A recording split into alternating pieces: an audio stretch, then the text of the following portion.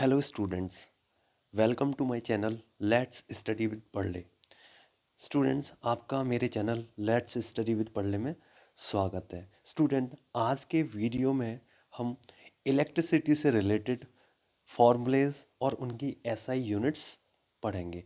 ये फॉर्मूले और एसआई यूनिट डिफरेंट एग्जाम्स में पूछे जाते हैं। तो लेट्स बिगिन। स्टूडेंट्स, आज का हमारा फर्स्ट फार्मूला है Q equal to Ne.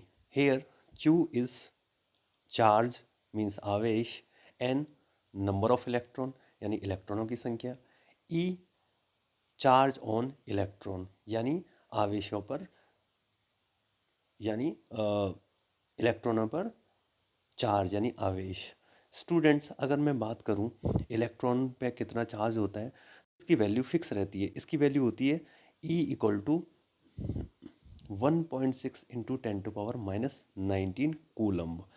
Students, electron और प्रोटॉन, किसी भी एटम में इलेक्ट्रॉन और प्रोटॉन की क्वांटिटी भी सेम रहती है और इन पे चार्ज भी सेम रहता है 1.6 इंटू 10⁻⁻19 कूलम्ब। बट क्योंकि प्रोटॉन पॉजिटिव चार्ज है तो इसीलिए इस पर पॉजिटिव चार्ज लगाते हैं, और इलेक्ट्रॉन नेगेटिव चार्ज एलिमेंट है, सब एटॉमिक पार्टिकल है, तो हम इस पर नेगेटिव चार्ज लगा देते हैं। तो स्टूडेंट, ये फैक्ट आपके काफ़ी काम का है, आपको याद रखना चाहिए। हम आगे बढ़ते हैं। I equal to Q upon T. Here I is electric current यानी विद्युत धारा, Q आवेश यानी चार्ज, T समय यानी टाइम। अगर हम स्टूडेंट बात करें तो ऐसा यूनिट किसी भी एग्ज़ाम में अगर फिजिक्स से रिलेटेड क्वेश्चंस आ रहे हैं, इलेक्ट्रिसिटी से रिलेटेड क्वेश्चन आ रहे हैं, तो इनका फेवरेट टॉपिक है एसआई यूनिट। तो आपको याद रहने चाहिए सारी एसआई यूनिट्स। तो हम याद करते हैं, चार्ज यानी आवेश की एसआई यूनिट है कूलम्ब। अगर मैं बात करूं इलेक्ट्रिसिटी की, विद्युत धारा की, तो इसकी एसआई यूनिट है एम्पियर। Like that. टाइम की अगर बात करूं तो इसकी एसआई यूनिट है सेकेंड। हम आगे वाली स्लाइड्स में भी इसी तरह से बहुत सारे फॉर्मूलेस को कवर करेंगे। ओम्स लॉ, बेसिकली हम ओम्स लॉ के बारे में पहले समझ लेते हैं कि ओम्स लॉ है क्या। किसी भी कंडक्टिंग वायर में अगर करंट फ्लो करवाएंगे तो वायर में पोटेंशियल का डिफरेंस आ जाता है। विद्युत धारा देंगे तो विभवांतर आ जाता है। ये विभवांतर क्यों आता है कि किसी भी कंडक्टिंग वायर का, किसी भी चालक तार का क्या रहता है, कुछ रेजिस्टेंस रहता है, यानी वो करंट को आगे बढ़ने से पहले एब्जॉर्ब कर लेता है, अवशोषित कर लेता है, कंज्यूम कर लेता है। ठीक है, तो इसीलिए उसमें करंट को आगे बढ़ने के लिए वो क्या करता है, बाधा प्रोड्यूस करता है, जिसको रेजिस्टेंस भी कहते हैं। तो V प्रोपोर्शनल टू I होता है, और हम इसको लिखते हैं V equal to I R. खैर, V और आई आर में रिलेशन है, तो हम इसके बारे में स्टडी करते हैं। तो V इक्वल टू क्या है, वोल्टेज यानी विभव।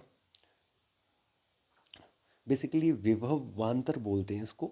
और I है वो है करंट यानी विद्युत धारा, और R है वो रेजिस्टेंस यानी प्रतिरोध। अब हम इनकी एसआई यूनिट पढ़ेंगे। एसआई यूनिट वोल्टेज की है वोल्ट। करंट की मैं एसआई यूनिट की बात करूं तो करंट की एसआई यूनिट है क्या, एम्पियर। और रेजिस्टेंस की अगर मैं एसआई यूनिट करूं तो क्योंकि ये ओम ने मेजर किया था तो इसकी एसआई यूनिट है ओम।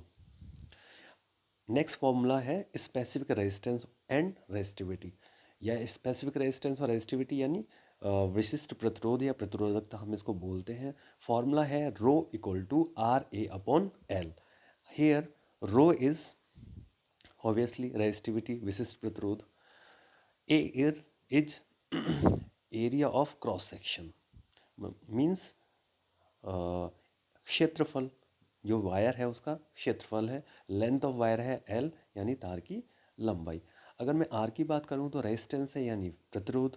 अब हम एसआई यूनिट्स की बात करेंगे। एसआई यूनिट है किसकी, प्रतिरोधकता की, यानी रेजिस्टिविटी की, है ओम इंटू मीटर। अगर मैं एरिया ऑफ क्रॉस सेक्शन की यानी क्षेत्रफल की बात करूं तो इसकी एसआई यूनिट होती है मीटर स्क्वायर। और अगर लेंथ ऑफ वायर की मैं बात करूं तो लेंथ ऑफ वायर की एसआई यूनिट है हमारी मीटर। स्टूडेंट्स, आपको मेरे ख्याल से ये वीडियो काफ़ी इन्फॉर्मेटिव है और आपको जल्दी जल्दी चीज़ें बहुत सारे फैक्ट के साथ मैं कवर करवा रहा हूँ, तो आपको कम टाइम में बहुत सारा मटेरियल मिलता जा रहा है। नेक्स्ट फार्मूला है V equal to W upon Q. जो कि पोटेंशियल डिफरेंस का है। स्टूडेंट्स हम समझ लेते हैं कि बेसिकली पोटेंशियल डिफरेंस होता क्या है। अगर मैं किसी भी कंडक्टिंग वायर की बात करूं कि ये हमारे पास एक कंडक्टिंग वायर है, जब इसमें करंट देंगे बैटरी का, ये पॉजिटिव टर्मिनल ये नेगेटिव टर्मिनल, अगर मैं बात करूं तो जो बड़ा वाला जो लाइन होती है बैटरी में, इसको एक पॉजिटिव टर्मिनल बोला जाता है और इसको नेगेटिव टर्मिनल बोला जाता है। नंबर बेसिकली ये बैटरी बोल देते हैं, पर ये एक सिंपल एक सेल है। बहुत सारे सेल अगर सीरीज में इस तरह से कनेक्ट होते हैं, जिसका इसका लास्ट एंड इसके फर्स्ट एंड से, इसका लास्ट एंड इसके फर्स्ट एंड से, तो ये एक सीरीज कॉम्बिनेशन होता है। तो नंबर ऑफ सेल मिलके पहली बार तो बैटरी बनाते हैं। दूसरा, करंट की बात करूं तो करंट हमेशा फ्लो होता है, बेसिकली अगर बात करूं तो इलेक्ट्रॉन और होल्स। होल्स होता है प्रोटॉन यानी पॉजिटिव पार्ट, तो पॉजिटिव पार्ट हमेशा नेगेटिव टर्मिनल के लिए अट्रैक्ट होगा, तो पॉजिटिव से नेगेटिव की तरफ फ्लो होगा। और अगर मैं इलेक्ट्रॉन्स की बात करूं तो इलेक्ट्रॉन हमेशा नेगेटिव चार्ज पार्टिकल होता है, तो नेगेटिव चार्ज पार्टिकल हमेशा पॉजिटिव टर्मिनल की तरफ जाएगा। तो अगर मैं बात करूं तो स्टार्टिंग में क्योंकि इलेक्ट्रॉन की डिस्कवरी नहीं हुई थी, तो हम जो बात करते थे वो होल्स के डायरेक्शन में करंट को मेजर करते थे, तो positive to negative terminal. But क्योंकि after the discovery of electrons हम मेजर करते हैं कि हमेशा करंट की direction negative to positive terminal होती है। वैसे भी करंट एक स्केलर क्वांटिटी है, स्केलर यानी जिसकी मैग्नीट्यूड तो होता है, द्रव्यमान तो होता है, पर किसी की उसकी कोई पर्टिकुलर डायरेक्शन नहीं होती कि इस डायरेक्शन में जाएगी इस डायरेक्शन में जाएगी। तो आप किसी भी डायरेक्शन में इसको ले सकते हैं सर्किट के अकॉर्डिंग। खैर मैं बात कर रहा था रेजिस्टेंस की, सॉरी वोल्टेज की। तो वोल्टेज यानी होता क्या है, विभव एवं विभवांतर। अगर हम चार्ज को किसी भी कंडक्टिंग वायर में किसी एक पॉइंट से, एक पॉइंट जो कि काफ़ी दूर है, इसको मान लेते हैं अनंत यानी इनफाइनाइट, से किसी पर्टिकुलर पॉइंट ए पॉइंट तक लाएंगे, तो लाने में हमें क्या करना पड़ेगा, वर्क डन। तो इस चार्ज को लाने में जो वर्क डन है उसको क्या बोलेंगे हम, पोटेंशियल। और अगर किसी भी वायर है, ये कंडक्टिंग वायर है, इसके दो एंड की बात करूं, ए पॉजिटिव ए टर्मिनल सॉरी और बी टर्मिनल, इन दोनों के बीच में अगर किसी भी चार्ज को एक जगह से दूसरी जगह ट्रांसफ़र कर रहे हैं तो वर्क होगा W/Q, क्योंकि वो दो टर्मिनल के बीच में। तो दो टर्मिनल के बीच में जब करंट फ्लो होगा, तो करंट जब इस वायर से जाएगा तो खुद करंट एब्जॉर्ब हो जाएगा यानी अवशोषित हो जाएगा। तो जब करंट एब्जॉर्ब हो जाएगा तो यहाँ जो करंट जाएगा और यहाँ आएगा उसमें डिफरेंस आ जाएगा, तो उसके पोटेंशियल में डिफरेंस आ जाएगा। बेसिकली इसको बोलते हैं पोटेंशियल डिफरेंस। तो आई थिंक आपको समझ में आ गया होगा कि पोटेंशियल डिफरेंस होता क्या है और करंट किसी भी सर्किट में कैसे फ्लो होता है। बेसिकली ये सारी चीज़ें आपको बहुत बेसिक लेवल की हैं तो आनी चाहिए। तो V=W/Q। V के बारे में स्टडी करते हैं। V है यहाँ पे पोटेंशियल डिफरेंस यानी विभवांतर, W है वर्क यानी कार्य, और Q है आवेश यानी चार्ज। अच्छा, इसकी SI यूनिट्स की बात कर लें तो वर्क हो या एनर्जी हो, कोई सी भी एनर्जी हो, पोटेंशियल एनर्जी, काइनेटिक एनर्जी यानी विद आपकी तापीय ऊर्जा है, या फिर आपकी कोई भी एनर्जी है, उन सारी एनर्जी की SI यूनिट और वर्क की SI यूनिट हमेशा क्या रहती है, जूल, है ना। इलेक्ट्रिकल पावर की बात करूं तो बेसिकली यहाँ पे हम तीन फॉर्मूले के बारे में स्टडी करेंगे। कैपेसिटी टू डू वर्क, है ना, कार्य करने की क्षमता, शक्ति होती है। यहाँ हम बेसिकली सारे फॉर्मूले रिलेटेड हैं पावर से, वो कवर करेंगे। तीन फॉर्मूले हैं जो कि पूछे जाते हैं एग्जाम्स में, P=W/T, P=VI and P=I²R। Basically electrical power है, तो हम देख लेते हैं। P का मतलब तो पावर होता है यानी शक्ति, विद्युत शक्ति की बात कर रहे हैं हम। W है यहाँ पे कार्य यानी वर्क, और T है टाइम। ऑब्वियसली हम इनकी ऐसा यूनिट ऑलरेडी हम स्टडी कर चुके हैं और पावर के बारे में स्टडी करेंगे। तो P=पावर, V=वोल्टेज और I=करंट। आगे देखते हैं। P=पावर यानी शक्ति, I=विद्युत धारा यानी करंट, और R=रेजिस्टेंस यानी प्रतिरोध। अगर पावर की ऐसा यूनिट की बात करूं तो वो वॉट होता है, उसकी यूनिट है वॉट।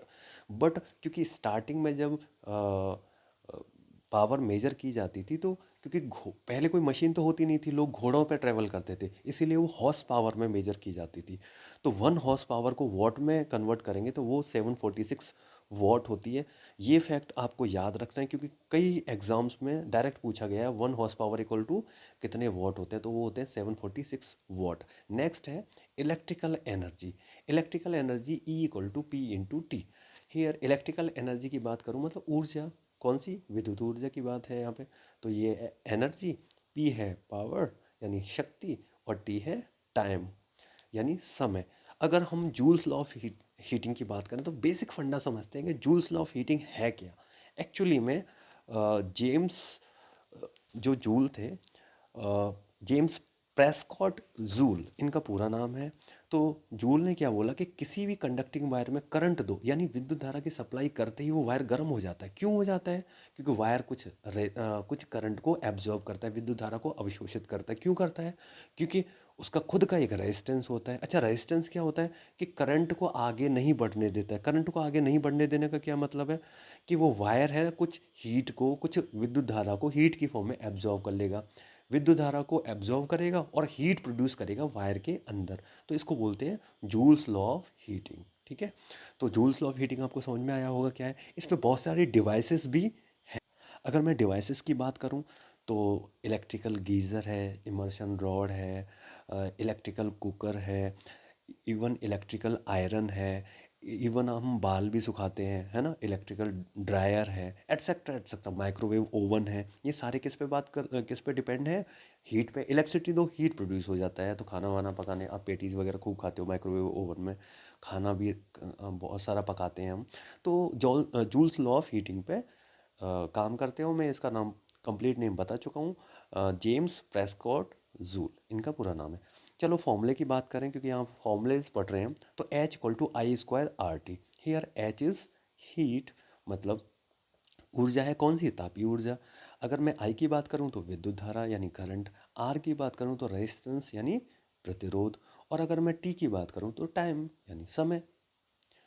अगर मैं एसआई यूनिट की बात करूँ तो मैंने ऑलरेडी बताया था कि वर्क की और कोई भी एनर्जी उसकी एसआई यूनिट होती है जूल। तो स्टूडेंट्स, आपको एसआई यूनिट भी काफ़ी अच्छे से कवर हो रही है फॉर्मूलाज के साथ। अब हम पढ़ेंगे हम कॉम्बिनेशन ऑफ रेजिस्टेंस। अगर मैं रेजिस्टेंस की बात करूँ, रेजिस्टेंस क्या होता है? रेजिस्टेंस हमने डिस्कस कर लिया है कि किसी भी कंडक्टिंग वायर में अगर मैं वायर की बात करूँ, ये वायर है, करंट फ्लो करवा दो। जब भी करंट फ्लो करवाएंगे तो करंट फ्लो जैसे ही होगा वो वायर क्या हो जाएगा? हीट अप हो जाएगा, हीट हो जाएगा। हीट क्यों हो रहा है? क्योंकि एनर्जी को, यानी कौन सी एनर्जी, इलेक्ट्रिकल एनर्जी को एब्जॉर्ब कर लिया। एब्जॉर्ब करेंगे तो इसका टेम्परेचर आ जाएगा कुछ वायर का। अच्छा, इसका मतलब है कुछ लाइट को इसने एब्जॉर्ब कर लिया, यानी पूरी करंट यहाँ से जो फ्लो हुई वो यहाँ तक नहीं पहुँची। यानी बेसिकली क्या है, ये अगर करंट फ्लो हो रही है तो जो वायर बीच में है वो क्या कर रहा है? करंट को एब्जॉर्ब कर रहा है, यानी आगे नहीं बढ़ने दे रहा है। Means it is the hindrance in the path of current, यानी विद्युत धारा के मार्ग में उत्पन्न बाधा क्या है? रेजिस्टेंस है। यानी वायर का जितना, कोई भी वायर है उसका जितना ज़्यादा रेजिस्टेंस होगा उतना ही हीट प्रोड्यूस करेगा। यानी जितनी भी डिवाइस है जब हीटिंग इफेक्ट पे काम करते हैं उनका वायर का रेजिस्टेंस ज़्यादा रखा जाता है। ये आपको समझ में आ रहा होगा।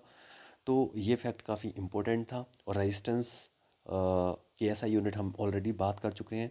तो हम यहाँ कॉम्बिनेशन पढ़ते हैं, सीरीज कॉम्बिनेशन और पैरेलल कॉम्बिनेशन।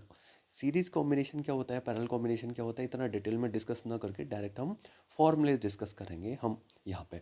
तो value of equivalent resistance in series combination. अगर हम सीरीज यानी श्रेणी क्रम की बात करूँ तो आर इक्विवेलेंट की वैल्यू होती है R1 plus R2 plus R3 plus, अगर आर एन, बहुत सारी डिवाइसेज हैं, नंबर ऑफ एन डिवाइसेज, तो एन तक, आर एन तक ले जाते हैं। Value of equivalent resistance in parallel combination. अगर कॉम्बिनेशन पैरेलल कॉम्बिनेशन है तो हम उसमें बात करेंगे किस इक्विवेलेंट रेजिस्टेंस की।